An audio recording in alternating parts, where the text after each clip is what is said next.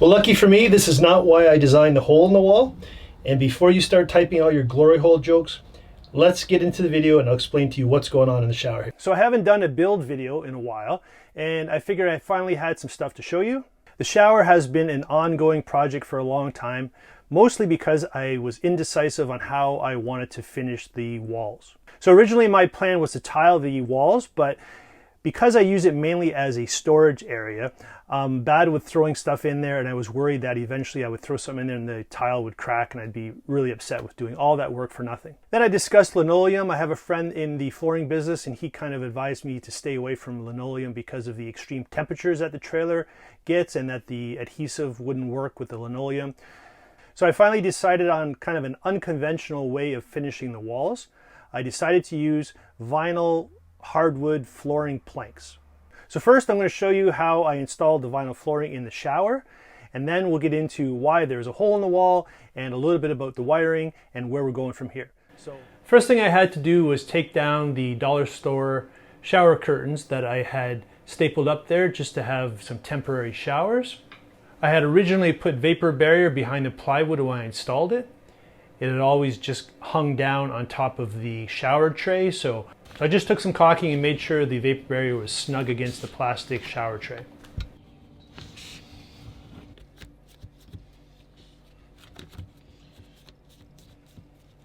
I trimmed off the excess, and then it was time to put on the vinyl flooring. So this is just basic vinyl flooring. It's supposed to look like hardwood. It's got no padding, so the vinyl goes right onto the wood with a little bit of construction adhesive.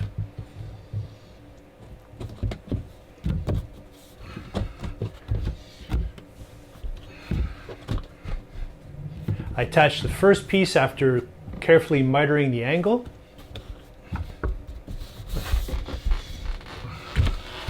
Then I used an old piece of 2x6 with some old pipe to push up against the wood to get a solid seal with the adhesive.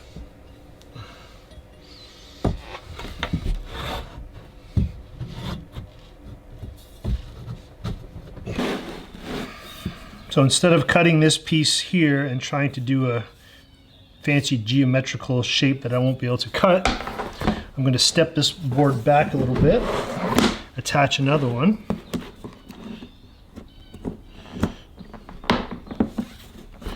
The nice thing about these vinyl flooring is the seals are pretty good. So I think they're really fairly waterproof. And then this one has to go into here in these channels. Make sure they line up.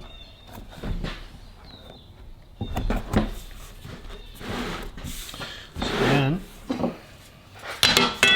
as you can see here, I've already scored this.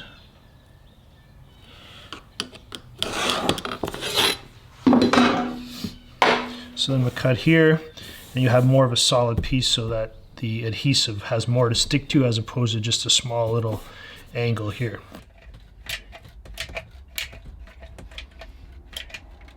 And once that first piece was down, I just continued to make my way up the wall.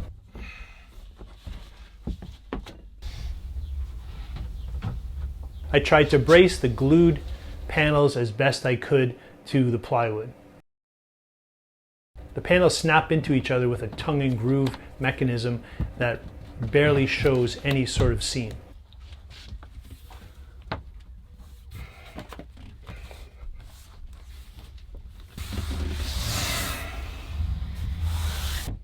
On this wall, I needed to cut a hole where the water intake would be for my water tank.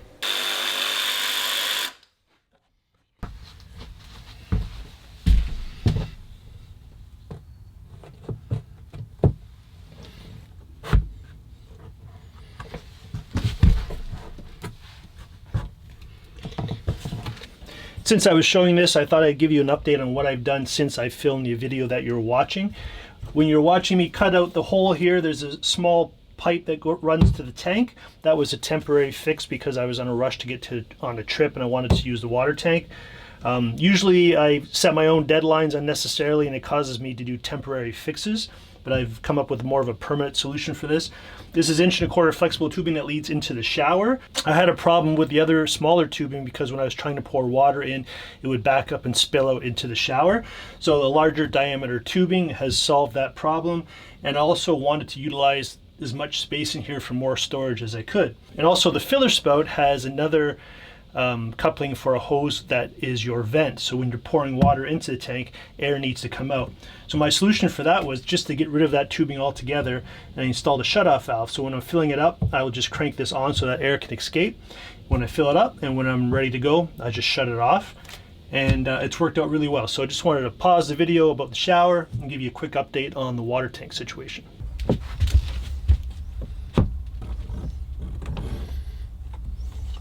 This ends up pretty much right where I would have wanted it if I had actually planned it. So this is simply just dumb luck on my part, but this ended up here. I guess it could be, to be even luckier, it could have been a little bit higher up. So basically, the lips on these vinyl flooring tiles actually work pretty good. They're brittle if you happen to drop them, but when they're used the way they're supposed to be, they're actually they're pretty durable. So this male end here is going to line up nicely right there, and I'm going to have a really nice tight seam there, but because it's a little further away, there's a little bit of a gap behind there, and I don't want to push it and then to pop out. So what I'm going to do is I'm going to cut a little bit of cut a little strip of backer, use adhesive to put that on there, and then when I put the next row on, I'll do that, and then it'll have a little bit more backing and won't be prone to you know, if you bump into it, it's not going to push out of the seal from the groove. So I think that's what I'm going to do, and that's going to make for a very nice tight seal that I'll be very happy with.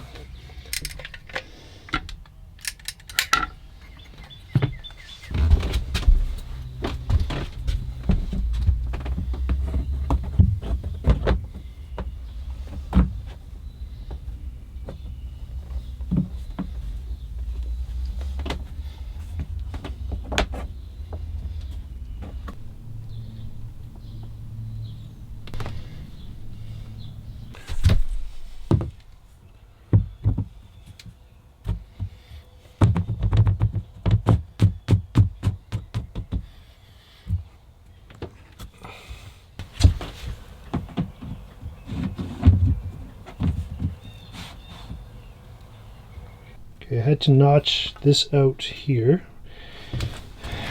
I considered doing that a few different ways, but I ended up just using a chisel, and I actually used my angle grinder to kind of dig a little bit more out of there. But it doesn't have to be perfect, but you'll see where that goes.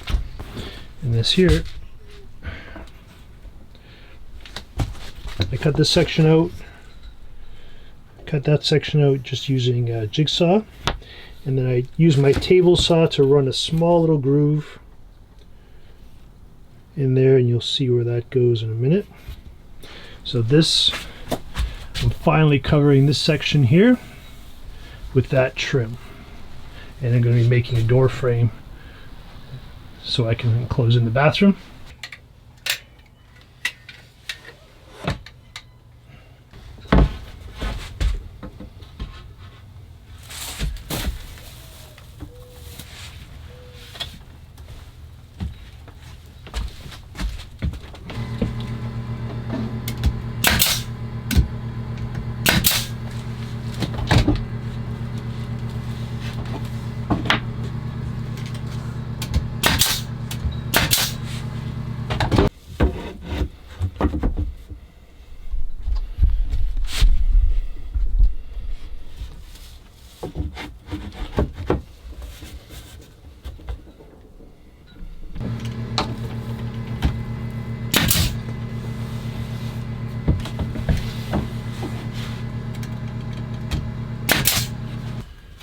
So I've carved this off on a 45, chiseled this out. This goes on the bottom of the shower basin. I'll show you that in a minute. So So now I'm going to go on to here.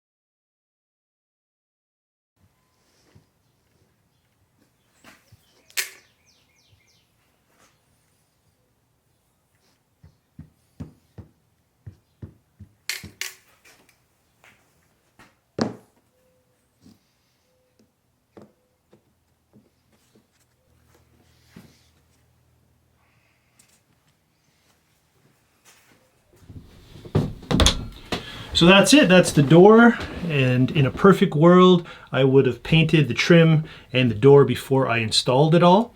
But as you can tell in the video, I'm wearing some winter clothing and I built most of this in the winter time. I had a wood stove going in here, so it wasn't exactly a perfect time to paint things. So I just wanted to get it done. So the trim work is done. When the rest of the wall is done, this piece of trim will go on here to finish things off properly. The door is done. I still need to do, obviously, putty up the nail holes, and inside here where the trim is, some silicone caulking, and obviously waterproof everything. But as far as the vinyl flooring goes, it was a huge success, and I'm very happy with how it turned out. I would definitely recommend it if you're thinking of doing a van life shower or a shower in your trailer, that this is a very cost-effective way of doing it and very efficient and durable. So there's a lot of positives to it, and I think it's fairly easily installed. Okay, so why the hole in the wall? Well, maybe it's becoming obvious now. The shower is a fairly small little room that is basically airtight because of the door fitting fairly close to the trim. There's not a lot of holes where the room can draw air from outside of it. So before I put the hole in, when I would shut the door and turn the fan on, the fan would actually suck the door inside because it was trying to draw air from inside the trailer. Once I installed the pipe through the wall, that problem was solved. In a perfect world, I would run the ventilation up top and underneath the cabinets, but I just don't have that much room in those cabinets, and storage is key in this small little trailer. Sometimes I boil water up on the counter with my jet boil and steam rises to the top. So you might be thinking it would have made more sense to put the pipe up top there, but I have some lighting and some shelving that I have planned for that area. So the main reason the hole in the wall is basically to get ventilation through the shower when I'm having a shower and be able to exhaust the steam from the shower, number one. Number two is having a jet boil on here or any sort of cooking that I do is going to create some exhaust fumes that are potentially deadly, so I need to get rid of those. So by cracking the window, running the fan, the tube being there is going to suck in all that carbon monoxide and exhaust it out of the shower fan. So that was another bonus of it. So another reason why it's where it is because of the shower situation. I have a Mr. Buddy portable shower heater, and it sits on the countertop here. And what I've been doing in the past is just running this kind of over the shower curtain or kind of a crack in the door, which is less than ideal. So the biggest reason why I have the tube here, not just some sort of fan, is I want to be able to feed this through. So that way there, I can feed that through there and have the door shut properly and not have any water issues getting through the door. The biggest thing is I have to decide whether to put an elbow on the inside of the shower so that water doesn't actually pass through here. The pipe is actually watertight itself inside the tubing, but I'm not sure if water is going to drip out of here onto the countertop or not. Only time will tell. I'm not ready to put caulking around here just yet because I'm not done with the wall and I still need to paint this before I put the caulking on. So it's simply cosmetic things, but I found some different vents that I could possibly use. This is just one that you would use in construction for like a dryer exhaust through the wall of a house. So this just clicks off. So I might put something like this on here to finish it off, but I'd have to have it on a hinge so I could pass the water faucet for the shower through there. So that will be something I'll decide in the future. So last but not least, I do the majority of my camping in cold weather.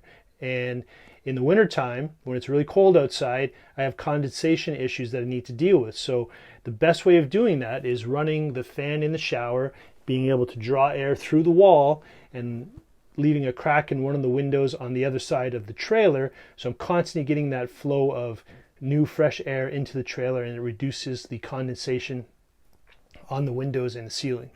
Part of what inspired this video is being able to complete this wall.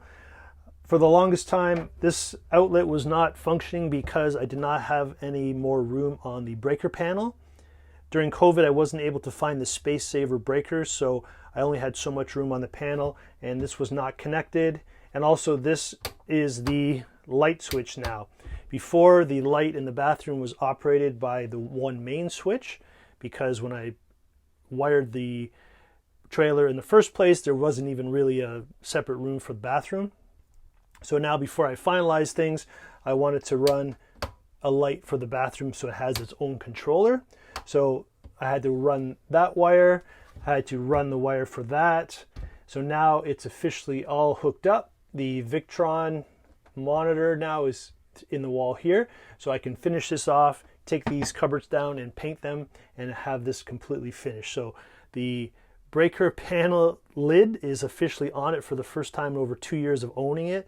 The wiring is completed in the trailer, and that is a huge accomplishment for me. It's been over 2 years of fiddling around with the wiring. So anyways, thanks for watching. I hope you got something out of this. Hopefully it inspires you to keep up with your trailer build, and just know that it's a very rewarding experience, and I highly recommend it if it's something that you can pull off. So we'll see you in the next one. Cheers.